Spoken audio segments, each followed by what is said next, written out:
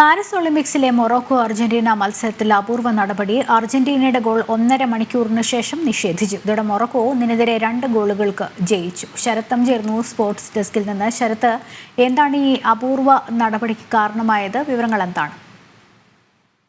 ലക്ഷ്മി, ഇന്നായിരുന്നു ഉദ്ഘാടന മത്സരം, അതായത് ഫുട്ബോളിന്റെ ഉദ്ഘാടന മത്സരം. 2 ദിവസം കൂടി ഒളിമ്പിക്സിന് തിരിച്ചു തെളിയാൻ ഇരിക്കെയാണ് ഈ ഒളിമ്പിക്സിന്റെ ഉദ്ഘാടന മത്സരം. ഫുട്ബോളിലെ മത്സരങ്ങളൊക്കെ ഇന്ന് നടക്കുന്ന ഒരു കാഴ്ച ഉണ്ടായത്. അതിലെടുത്തു പറയേണ്ട ഇന്ന് നടന്നത് കോപ്പ അമേരിക്കയിലെ ചാമ്പ്യന്മാരായ അർജന്റീനയും ആഫ്രിക്ക കപ്പ് നേടിയ മൊറോക്കൻ ടീമും തമ്മിലാണ് ഇന്ന് ഉദ്ഘാടന മത്സരത്തിൽ ഏറ്റുമുട്ടിയത്. എന്നാൽ ഈ ഒരു ഗ്രൂപ്പ് ഘട്ട മത്സരത്തിൽ മൊറോക്കോ അർജന്റീന മത്സരം ആദ്യം 2-2 സമനില പാലിക്കുന്ന ഒരു കാഴ്ചയാണ് കണ്ടത്. എന്നാൽ അതിനുശേഷം മത്സരം കഴിഞ്ഞു നിന്ന് എല്ലാവരും വിധി എഴുതിയ ഒരു നിമിഷത്തിലാണ് ഏതാണ്ട് 1.5 മണിക്കൂറിന് ശേഷം മത്സരം അർജന്റീന പരാജയപ്പെട്ടു എന്ന തരത്തിൽ ഒരു ഫലം വരികയായിരുന്നു. അതിന്റെ ഏറ്റവും എടുത്തു പറയേണ്ടത് അതായത് മത്സരത്തിന്റെ 16-ാം മിനിറ്റിൽ ആണ് അർജന്റീന ഒരു സമനില ഗോൾ കണ്ടെത്തി 2-2 സമനില വഴങ്ങി മത്സരം സമനിലയിലേക്ക് എത്തിക്കുന്നത്. എന്നാൽ ആ ഒരു ഗോള് ഓഫ് സൈഡ് ആണെന്ന് 1.5 മണിക്കൂറിന് ശേഷം നടന്ന ഒരു വാർ ചെക്കിലൂടെയാണ് ആ ഒരു വിധി വരുന്നത്.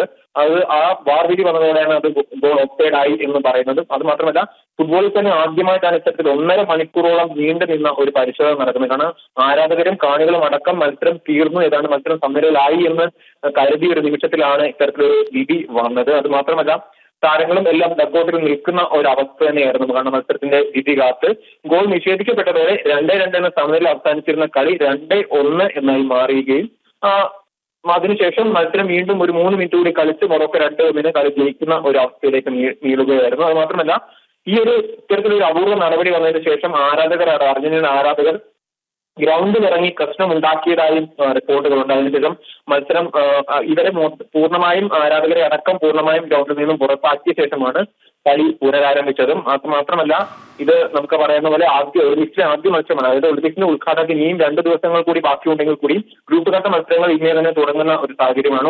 അങ്ങനെ ഫുട്ബോളിലെ ആദ്യ മത്സരം കൂടിയായിരുന്നു. കാരണം ആദ്യ മത്സരത്തിൽ സമനിലയോടെ അവസാനിച്ചു എന്ന് കരുതിയ ഒരിടത്തു നിന്നാണ് ഇത് 2-1 എന്ന രീതിയിലേക്ക് അർജന്റീന തോൽക്കുന്ന ഒരു സാഹചര്യം ഉണ്ടായത്. നമുക്ക് ഈ മത്സരം പരിശോധിക്കുകയാണെങ്കിൽ ഇന്ന് ഏറ്റവും മികച്ച ഫുട്ബോൾ കാഴ്ചവെച്ചത് മൊറോക്കൻ ടീം തന്നെയായിരുന്നു. എന്നാൽ മത്സരത്തിലേക്ക് ശക്തമായി തന്നെ തിരിച്ചു വന്നാണ് അർജന്റീന സമനില ഗോൾ കണ്ടെത്തുന്നത്.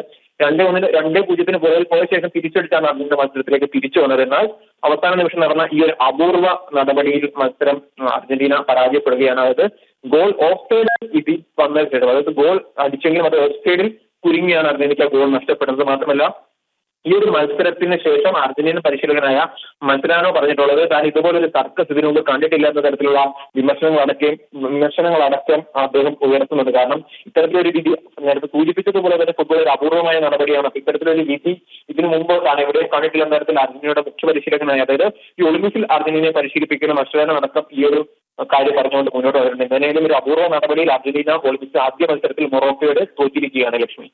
ശരി, ശരത്താണ് വിവരങ്ങൾ നൽകിയത്.